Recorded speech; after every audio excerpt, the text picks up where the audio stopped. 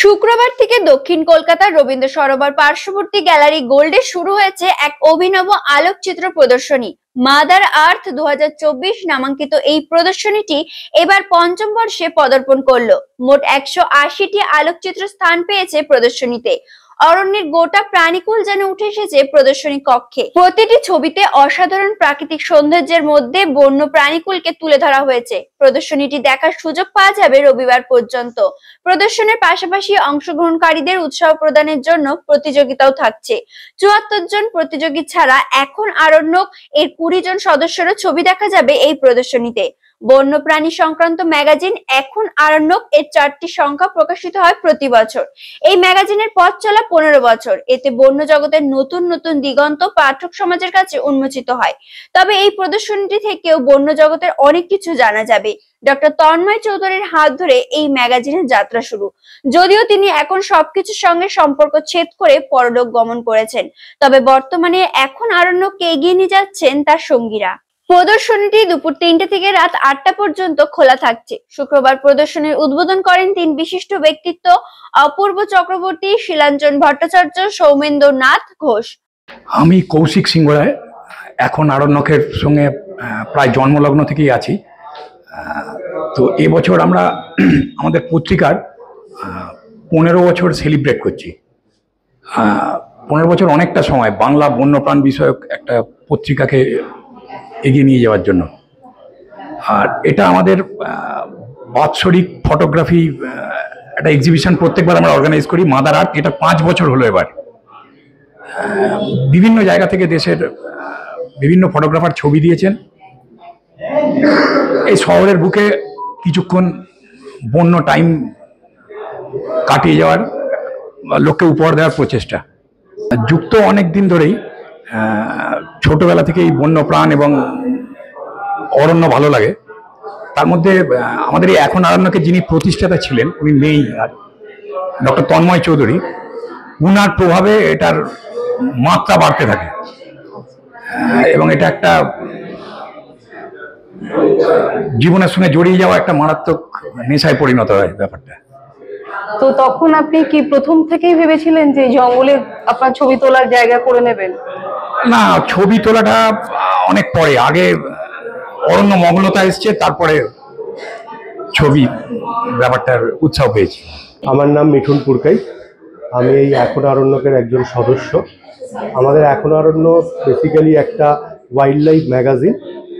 সেই ম্যাগাজিনটা আমরা চালাচ্ছি প্রায় 15 বছর। ডক্টর তন্ময় চৌধুরীর হাত ধরে এই ম্যাগাজিনটার যাত্রা শুরু। এখন উনি আমাদের মধ্যে নেই, উনি আমাদের ছেড়ে চলে গেছেন, কিন্তু আমরা ওনার কাজটাকে এগিয়ে নিয়ে যাওয়ার এখনও চেষ্টা চালিয়ে যাচ্ছি। এই যে এক্সিবিশনটা দেখছেন, এই এক্সিবিশনটার নাম দিয়েছি আমরা মাদার আর্থ। এটা আমাদের পঞ্চম বর্ষ। পঞ্চম বর্ষ। আর এই ধরনের নামকরণের পেছনে অন্য কোনো কারণ? মাদার আর্থ মানে আর্থের মধ্যে যত ধরনের অ্যানিমেলস হয় সবকিছু নিয়েই এক্সিবিশন, সেই হিসাবেই মাদার আর্থ নামকরণ। এক্সিবিশনের তো ওয়াইল্ড লাইফ অ্যানিমেলস এর উপরই, পুরোপুরি ওয়াইল্ড লাইফ।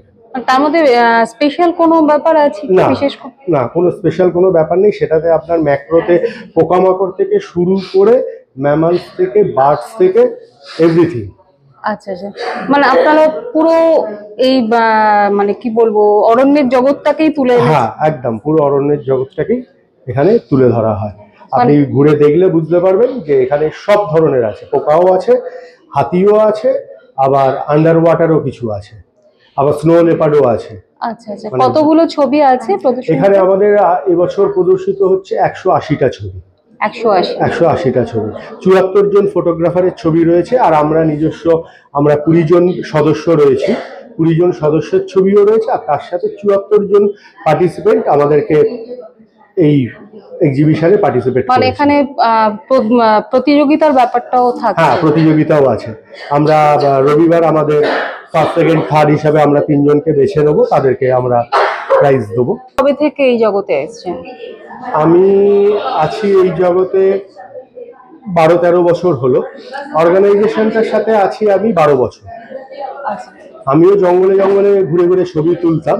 সেই সূত্রেই ডাক্তারবাবুর সাথে পরিচয় এবং ডাক্তারবাবুর হাত ধরেই এই অর্গানাইজেশনে আসে। এবং এখন একটা অর্গানাইজেশনের অঙ্গ হয়ে গেছি, একসাথেই আমরা সবকিছু করি। আমাদের বছরে দুটো বড় ইভেন্ট হয়, একটা বুক ফেয়ারে বইয়ের দোকান দেওয়া, আর একটা হচ্ছে কি এক্সিবিশন করা। এই দুটো বড় ইভেন্ট। জঙ্গলে ছবি তুলতে গিয়ে তো অনেক রকম অভিজ্ঞতার সম্মুখীন হয়েছেন, তো ছোটখাটো অভিজ্ঞতা তো কিছু আছে, সেরকম বিশেষ কোনো অভিজ্ঞতা কিছু? বিশেষ অভিজ্ঞতা বলতে রাত্রের জঙ্গলে ছবি তুলতে যাওয়া, সেখানে সাপের সামনাসামনি পড়া। মানুষের জঙ্গলে একবার আমি আর অভিজিৎ দা বলে আমাদেরই আর এক সদস্য আছে, পুরনো সদস্য, যিনি প্রথম দিন থেকেই এই অর্গানাইজেশনের সাথে আছে, আমরা একবার হাতির তাড়া খেয়েছিলাম, মানে অল্পের জন্য প্রাণে রক্ষা পেয়েছি বলতে পারে। এরকম ছোটখাটো অভিজ্ঞতা অনেক আছে, অনেক আছে।